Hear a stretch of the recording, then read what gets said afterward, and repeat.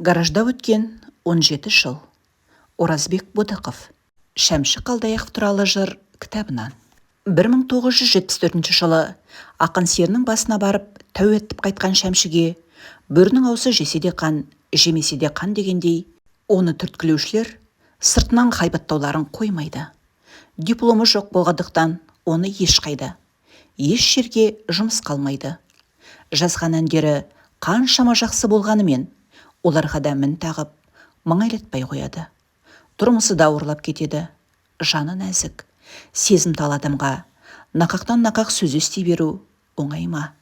Шәмшінің жүрегі кеселге ұшырайды. Оның үстіне бұл өмірде жөнді жар құшпаған ол Алматыдан мүлдем жериді. Енді не істеу керек? Қонақ бір қонса құт, екі қонса жұт дегендей, туған жері Шымкент шағына бара-бара оларды да ығыр қылдым ба деп күдіктенген Шәмші, іште аласұрып алдырып жүрген шағында Жамбыл обкомының бірінші хатшысы Бектұрғанов Хасен жолыға кетеді. «Оу Шәмші, халың қалай?» дейді ол. Бірде олай, бірде былай. «Өй, мынауың шалдар айтатын сөз ғой. Саған не болды Шәмші?» Бұлақ басында отырып шөлдегенді, жетегінде аты болса да, жаяу жүргендерді көрмеп пе едіңіз, Хасен аға? «Ой, мына сенің сөзіңнен ән емес, қасірет еседі ғой. Отыр мына машинаға, кеттік Жамбылға. Әңгімені сол жақта жалғастырайық». Өмірдің даңғыл жолының кенет жалт бұрылуы оп-оңай. Шәмшінің тағдыры да солай болады.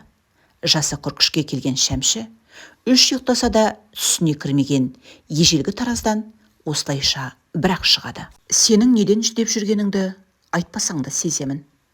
Осы облыстың қаласынан ба, даласынан ба, әйтеуір қалаған жеріңді таңдап ал. Мына Тұйғынбек Темірбеков ауылдасың, біздің екінші хатшы. Сенің үй-жай сатып алуыңа екеулеп жәрдемдесеміз», дейді Хасен аға. «Олай болса құлдық, мен ендеше Жамбылдың түбіндегі Октябрь деген дүнгендердің ауылына қоныстанайын», дейді Шәмші. «Басқаны сұрамасам да, мұның мәнісін сұрайын. Немене, қазағыңнан жерідің бе?» «Олай емес Хасен аға. Айналайын қазағым болмаса, әнім де, өзім де кімге керекпін?» Бірақ олар кей кездері өз ұлдарын өзгелерден бұрын таяқтап тастайды. «Үй-жайды өзім салдырсам да, қай тентектің аузына қақпақ қоясыз? Өзекке сіз қаласыз Хасен аға. Залалым тиіп кетуі мүмкін». Бектұрғанов бұл сөзге «Апырая» деп ойланып қалады да көне кетеді. Шәмшінің дүнгендер ауылына келу тарихы осылай. Бірақ амал не? Бектұрғанов алдымен орнынан түсіп, сонан соң қайтыс боп кетіп, Шәмшінің Октябрь колхозындағы үй-жайы бітпей қалады.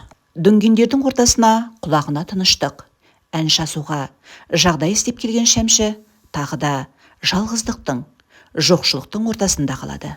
Міне, осы тұста жамбылдық дәрігер Амангелді Сұрағанов, совхоз директоры Шоқан, шымкенттік Ілес Қасымов бұл өмірден бас таппай жүрген Шәмшіге ақшалай қаражат беріп тұрмағанда, оның халі не болары белгісіз еді.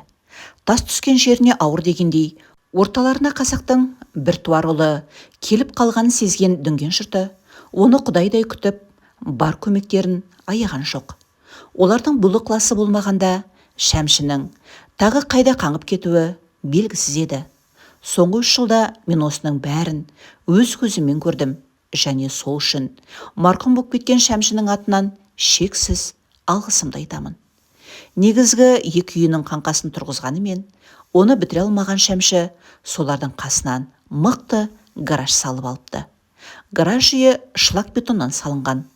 Оны танкімен келіп қиратпасаң, анау-мынау трактордың әлі келмейді. Ортадағы бөлмеде машинасы тұрады.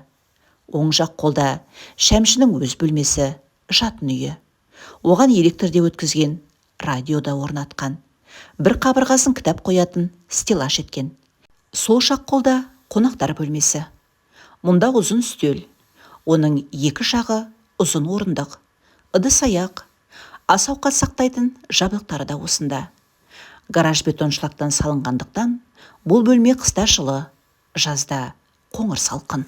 Дала күйіп тұрғанда біз осында келіп, ба шіркін, рақаттанып жатушы едік.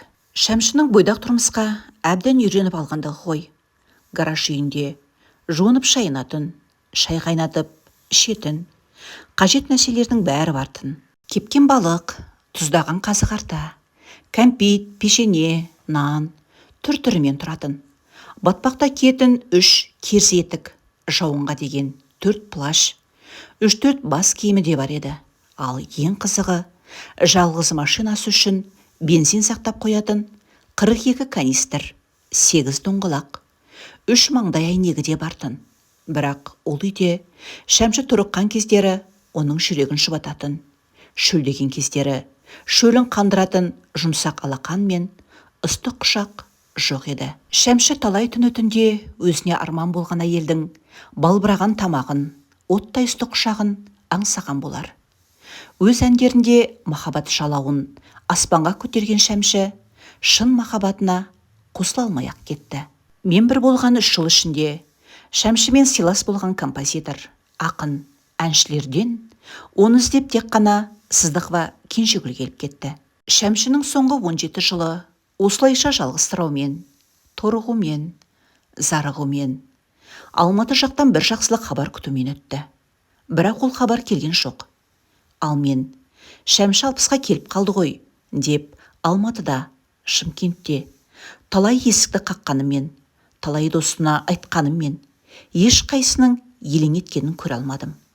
Біраздарынан қайта сен өз жөніңді жөндеп алсайшы деген сөзді естіп қалдым. Бірақ өмір тартыс. 60-қа келіп жалғыз қалған Шәмшінің қал жағдайын ел жұртқа жеткізу керек болды. Мен атқа қондым. Біз Шәмшінің Дүнгендер ауылындағы осы тұрағынан соңғы рет 1991 жылы қыркүйек айының 30 жұлдызында аттандық. Ол гараждан шыға бере өз үйіне тінтек қарап біраз бөгелді. Енді қайтып бұл тұрағына келмейтінін сезген секілденіп, көзіне жас алды.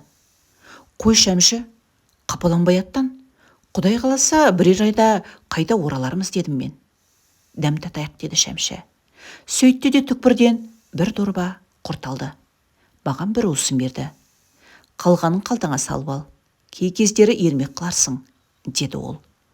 Оны күтірлетіп жеп қоятындай, менде де қайсы бір тіс бар дейсің. Сол құрт менің жан қалтамда ұзақ жүрді. Сол құртты ауруханада жатқан Шәмшіге 1992 жылы 25 ақпанда бердім. Ойпырмайы, әлі сақтап жүр екенсің ғой, деді ол құртты қолына алып. Әкеліңші, бір тістеп дәм татайын, қайран ауылымды айналайын, апамды есім алайыншы. Мен сол сәтте Шәмшіге ауылдың дәмін соңғы рет таттырып тұрғанымды білмеппін. Бірақ мұның бәрі кейін болды. Ал қазір Шәмші гараж үйінен бірден аттанғысы келмей біраз бөгелді. Әр нәрсені сылтауратып, үй жағына қарай берді. Көзі жасаурап, тұтыға берді. Ореке, олай кетсем, әжетіме жарар деп аздаған жиған ақшам бар. Оны мына машинаның бір қуысына тықтым. Сол есіңізде болсын, деді ол демеге сөйлеп. Қой Шәмші, айтпа қайдағыны, дедім мен оған күш бергім келіп, күшейе сөйлеп. Бірақ жүрек шіркін бір нәрсені сезді-ау деймін, дүрете қалды. Шәмшінің соңғы тұрағынан біз осылай шаттандық. Қазір ойлап тұрсам, Шәмшінің мәңгілік көз жұмуына сол сәтте 149 күн қалған екен. Уа, оқырманым, егер сен Жамбылдан Алматыға баратын тас жолмен жүре қалсаң, шаһардан шыға берістегі Дүнген ауылының бір шетінде, үлкен жолдың дәл өзінде тұрған бітпеген үйдің қаңқасын, оның қасындағы гаражды көресің. Сол гараждың бір бұрышында өз мекен жайын, тіпті жақын достарына білдіруге де намыстанып, 17 жыл өмір сүрген қазақтың атақты композиторын есің ал. Сен оның дархан талантына басың дей. Композитор деген дардай аты болмаса, бұл дүниеден көбіне көргені рахат емес, мехнат болған қазақтың аяулы азаматына сырттай болса да сәлем бер. Табиғат саған Шәмшінің талантын берсе де, тағдырын бермеуін тіле. Уа досым, арқалағаны алтын болса да, түйенің тамағы тікен деп атам қазақ қалай біліп айтқан. 1990 жылы шілдеде Шәуілдірдің аудандық мәдениет үйінде сол мерейтой жиын өтіп жатқан кез еді. Шәмшіге салдағылардан көптеген сұрақтар түсті. Солардың біреуінде: «Шәмші аға, творчестволық жолыңызда сізді ренжіткендер болды ма?» депті біреу. Шәмші елең етті. Мұны сұраған кім екенін білгісі келіп, залға қарап еді. Белгілі біреуді көре алмады. Сонда да болса ойланып қалды. Осы бір ұзақ жолында кімдер ренжітті оны? Кімдер кедергі жасады? Мені біреу бақытты етті десем, оным өтірік. Ешкім ренжітпеді десем, оным да өтірік. Мен өз өмірімде қанша ән салсам, сонша жылағанда болуым керек. Солардың ішінен есімнен бір кетпейтіні, Қазақ радиосын басқарған бір жігіт сіздер ұнатып айтатын «Арыс жағасында» мен «Бақыт құшағындағы» әнді қабылдатпай, сол әндердің бағын байлағысы келгені. Соны ұмыта алмаймын, деді Шәмші. Абылай хан өлер алдында Бұқар Жырауды шақырып алып: «Уа шайыр, бұл өмірде менің үш өкінішім бар, тыңдап ал», деген екен. Бірінші: «Көп қан төктім, мен төкпесем, дұшпан менің қанымды төгетін болды». Екінші: «Халқыма жердің емшегін емізе алмадым, қала кент салғыза алмадым».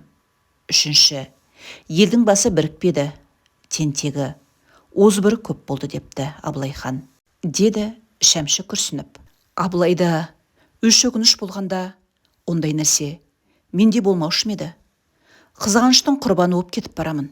Сол өкініш. Сұрақ қаптап кетті. «Шәмші аға, сіздердің әндеріңізді жаста, кәрі де, бәрі де ұнатады. Олардың халық жүрегіне соншалықты жақын болуының себебі неде деп ойлайсыз?» депті біреу. Себебі біреу ақ. Маған жақын нәрсе халқымның жүрегі. Олар мені сондықтан түсінеді. Сұлтан Махмұд: «Жақсылық көрсем де өзімнен, жамандық көрсем де өзімнен» деген. Мен өз әнімнің мықты болуын ойландым, деді Шәмші. Менің әндерімнің болашағы халқының тағдырына байланысты. Халқым барда менің әндерім де бар, деді Шәмші. «Шәмші аға, өзіңіздің ең жақсы көретін әніңізді орындап берсеңіз», депті біреу. Шәмші орнынан тұрды да хорланды шырқай жөнелді. Көз алдына сұлу қыздың мұңайғандай болған кескіні келді. Сонан соң ауыр ойланып, көзі бұлдырап кеткен Шәмші ұзақ отырып қалды. Өзіне Шәуілдірдің құрметті азаматы деген атақ берілгенінде, Шәуілдірдегі балалар музыка мектебі Шәмші Қалдаяқов атымен аталғандығы жайлы қаулыны да бұлдыраған мұнар арасында тұрғандай болып, еміс-еміс естіді. Иә, 60-қа келген шағында берілген атақ ұлық па, кішік пе? Сен бұл атаққа бұдан 30 жыл бұрын зәру едің. Ол кезде оны саған бермеді. Арада 30 жыл өткен соң, 30 жыл бұрынғы әндерің үшін сен оны бүгін ғана алып отырсың. Дұрыс па? Бұрыс па осы? Сен оған қуанасың ба? Айтшы, Шәмші.